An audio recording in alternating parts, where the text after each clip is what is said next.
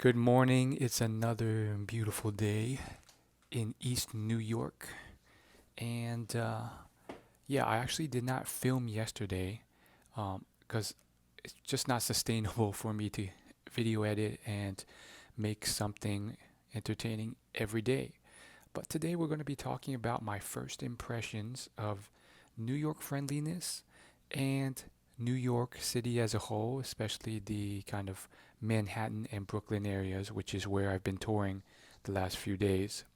So, what are my impressions as a first timer?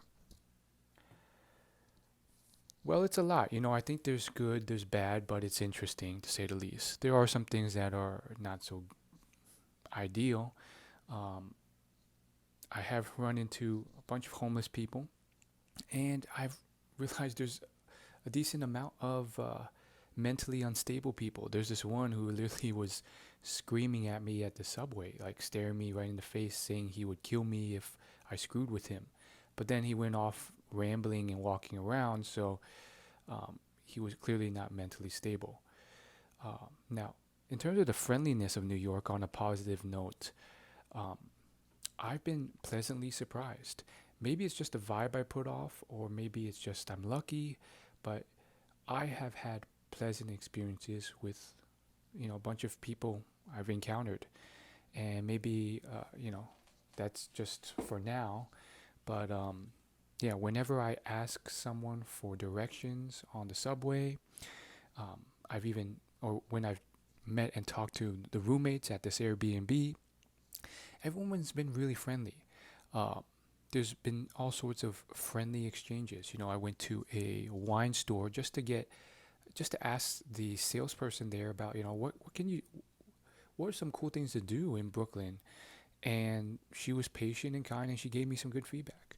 When I ordered halal at the store, and I asked them how's business, they were friendly and courteous about it.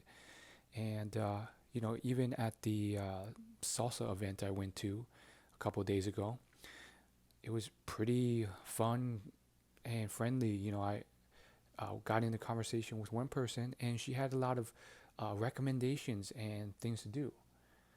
So, you know, I think New York people, when they're not in a rush to go somewhere because they're late or they have something to do, kind of like me, if they have the time, they're more than willing to be friendly and helpful.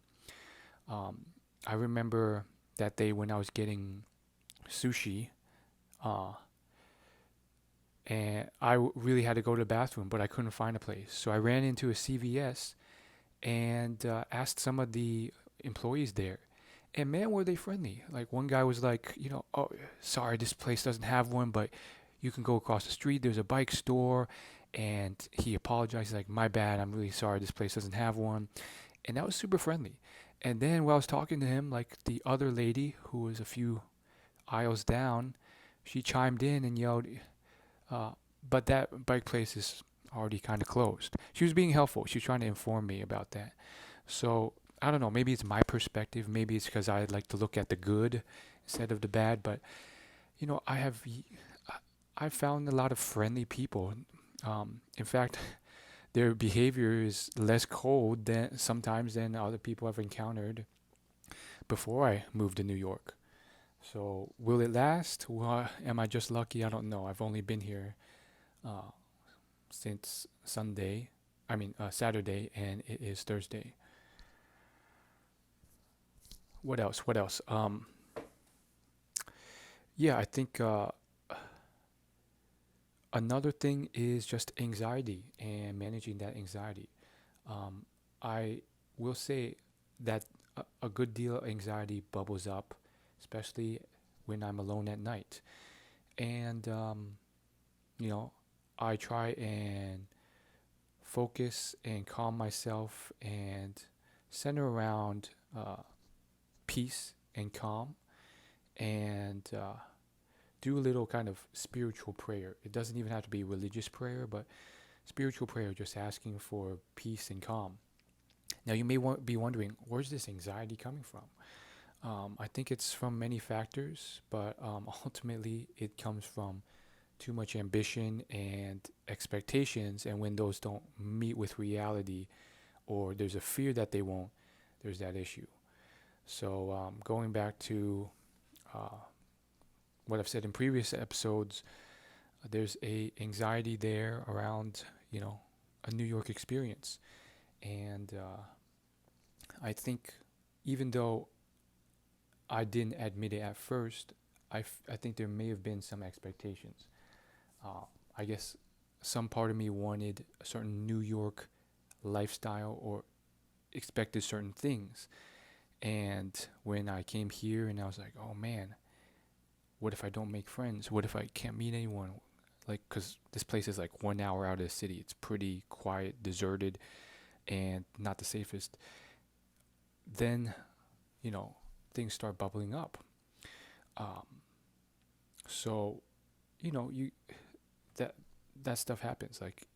Uh, and I think what helped today was checking out a book by the Dalai Lama and Archbishop Desmond Tutu around joy. And they have a section in the book around anxiety. And part of their reasoning why anxiety exists is they say it's a good thing. It's an evolutionary thing that keeps us and helps us survive. But, when you have too much expectation and ambition and they don't match, that's when the anxiety, the stress, the disappointment comes up, the resentment comes up. But ultimately, you have to realize all you need is peace, compassion, connection, and to know that you're human like the rest of us. So, yeah, I think first impressions of New York City after almost my first week. I think it's exciting. I think it's interesting. There's always stuff to do. I think the people here are, if you give them a chance and if you meet the right ones, at least so far, I might change my mind after a while, but as of so far, they are nice, When you give them a chance, when they're not in a hurry, when they don't think you are, I guess, someone who's a creeper or stalker or something, they are nice. At least that's what I found, and, I think there are some good and bad with the city. There's a lot of interesting, fun stuff to do, from acting classes to boxing classes to Central Park to pizza. But it is not cheap, and you have to keep in mind a lot of the top YouTubers in New York. They're living in the most expensive borough, Manhattan, and they're only showing you the Manhattan life. And even Lost Blanc, he dropped a video on New York a few days ago, and it was all Manhattan.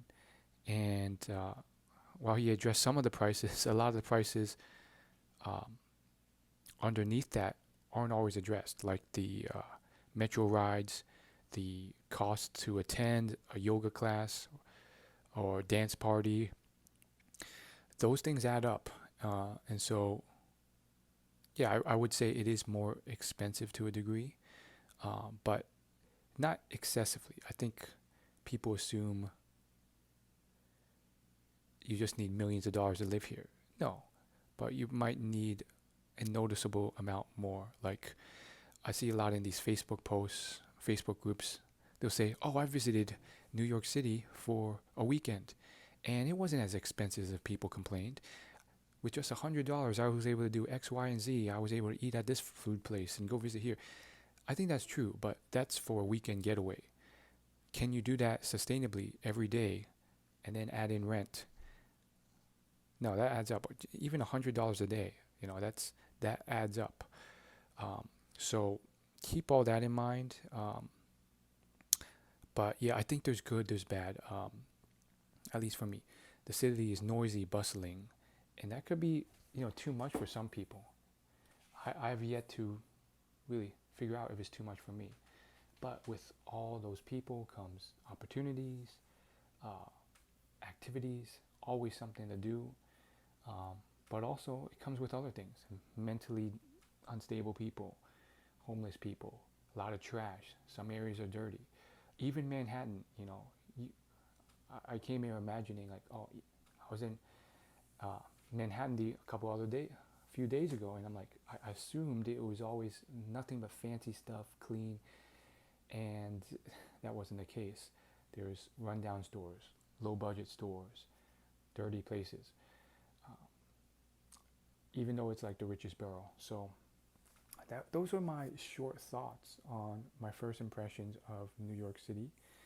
And yesterday it was a rainstorm. It just kept raining, so I didn't go out. And luckily I didn't, because there were apparently all sorts of floods happening in the subways, and literally like subways filling up like pools. And I even went out to get Chinese food because I got hungry, and it was like a 10-minute walk, and I underestimated how bad the rain was. I was soaked immediately. Luckily, I ran through it, and my phone wasn't severely damaged. So I could go on and on for hours talking about my experience so far in New York, but it's still early, and I've still only had just a taste of it. But it is interesting, and I think to a degree it is somewhat budget friendly. Like the prices for like Chipotle, or like you know a, you can get a decent $10 meal in New York City or surrounding areas, um, as long as you're not going to fancy restaurants. Like if you just go to like standard places like Chipotle or a Chinese restaurant, it's possible. And therefore I think, yes, when you add all the things up, it is more expensive. It's not ridiculously more. Like, yeah, you also have to pay for Subway. Yes, you also have to pay for other things.